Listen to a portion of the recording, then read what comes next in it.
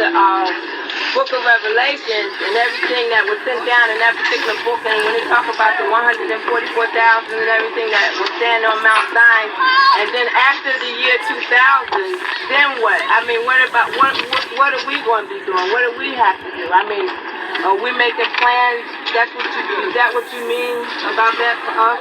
As far as, the Amorites and all that stuff is predicted because it's nothing in prediction changes. Yeah. You follow that? What you're looking at now is Revelations 21. Revelations 21 ties right in to Malachi 4. You follow what I'm saying? Malachi 4. The book of Malachi chapter 4 about the incoming of the end of the world. Okay. If you look at the Revelations 21, when they talk about the removal of the sky and the removal of the earth, or they say the heavens and the earth is going to be taken away and a new one is going to come in, that's the same thing that took place in Genesis. The old world, right, before Adam and Eve was removed and a new world came in with the birth of Adam and Eve. And then again it happened in Genesis when you get down to the prophet Noah, and they moved everybody off the planet and he took his seed and replenished the planet again. So there's multiple times where the Almighty steps in and says, I'm going to remove all living things or either all creeping things, and I'm going to bring in new things, what they call a replenishing or refilling of the earth.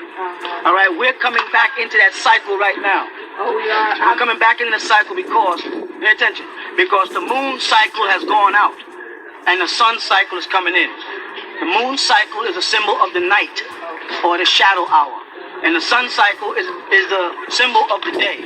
We moved into the sun cycle because as the galaxy makes a complete circle, it's called an equinox. And the planet gets closer and further away from the sun at different times in its motion. During the period of time that the sun and the planet are close to each other, those are periods referred to as the solar era. And when it gets farther away from it, it makes it, but it's an egg-like shape. Okay. Right? When it gets further away, that is the moon cycle. That's why moon is synonymous with night and sun is synonymous with day. What is happening is, every certain amount of thousands of years, it happens.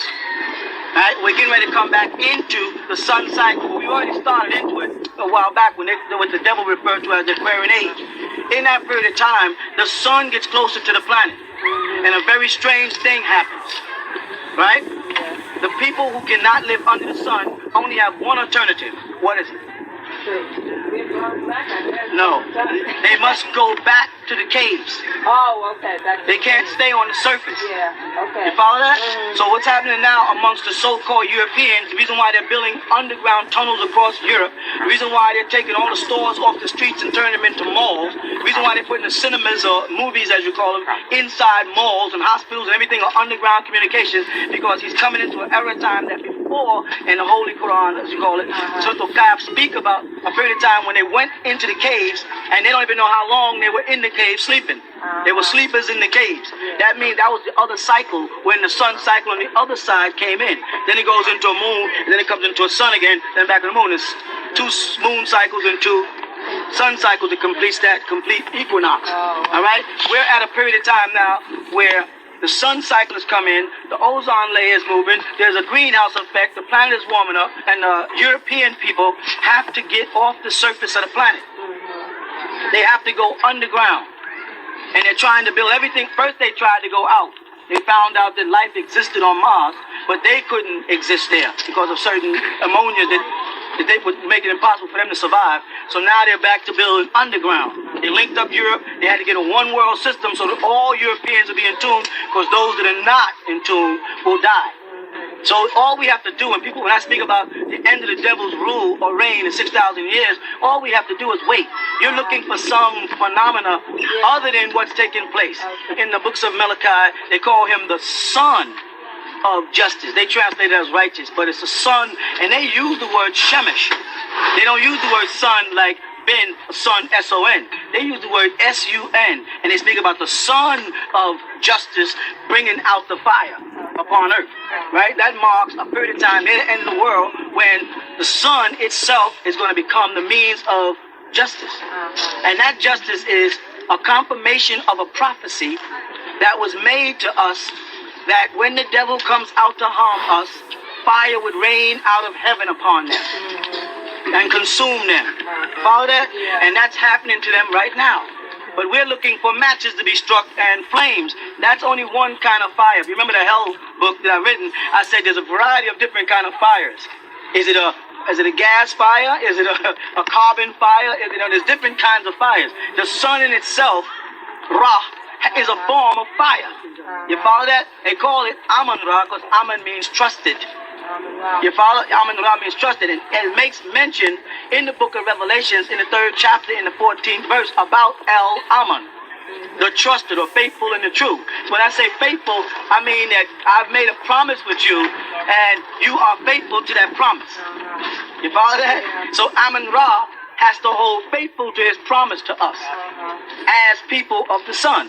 When I say Amun Ra, people think right back to idol worship in Egypt, right? And I'm talking about Ra means to see.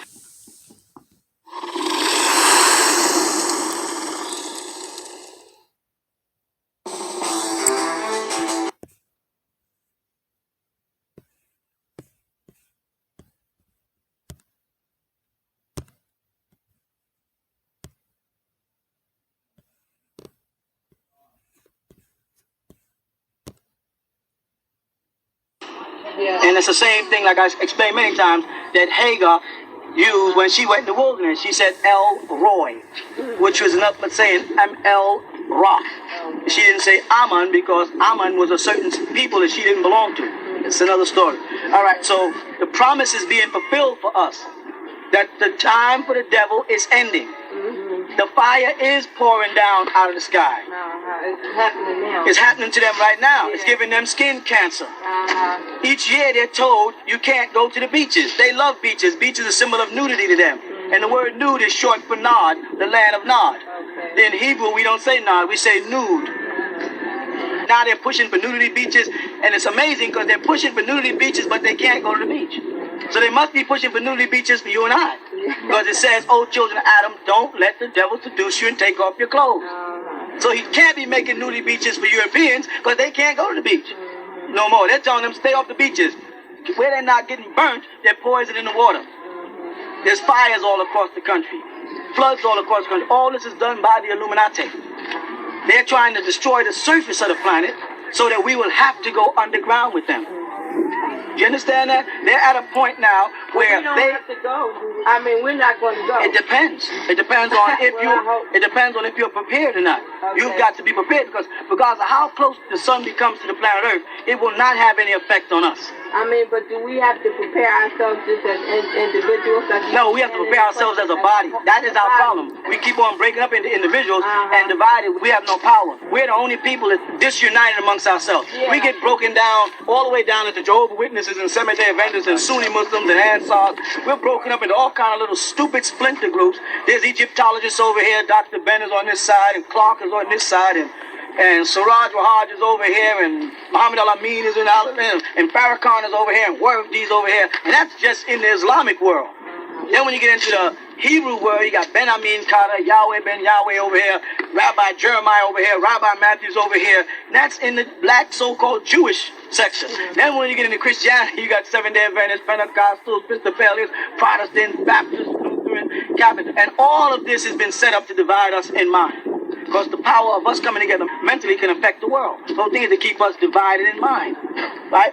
Because of this day and time. The devil's time is at its expiration date. It's fulfilling his prophecy. It's 6,000 years that's coming to an end. Now what he has to do is get off of the surface of the planet. If you would just be patient, he'll have to leave. He can't reverse the greenhouse effect. He cannot push the sun away. He cannot reverse the destruction of the ozone layer. He can't stop that. It's not bothering you. He's convincing you that it's bothering you. Right. He's trying to tell you, you better not go to the beach, because if you go to the beach, you're going to catch skin cancer. What's wrong with you? Yeah. You was born on the beach. What do you think Ethiopia is? What do you think Sudan is? 130, 110, 115 degrees all year round. You follow that? Yeah. So we are waiting. I am waiting for the sun. I raise my hands to Amun Ra and say, come closer to the earth. Because the closer he gets, the faster he gets, the quicker they have to go underground. And what they're trying to do now is they're trying to destroy the surface of the planet. So they're poisoning the water so we'll have no fish. I'm telling you. They're burning all the forests so all the livestock is gone. They corrupted all the farmland. And then they're destroying all the countries that oppose them where we might take refuge. You follow that? All the Middle East is being wiped out.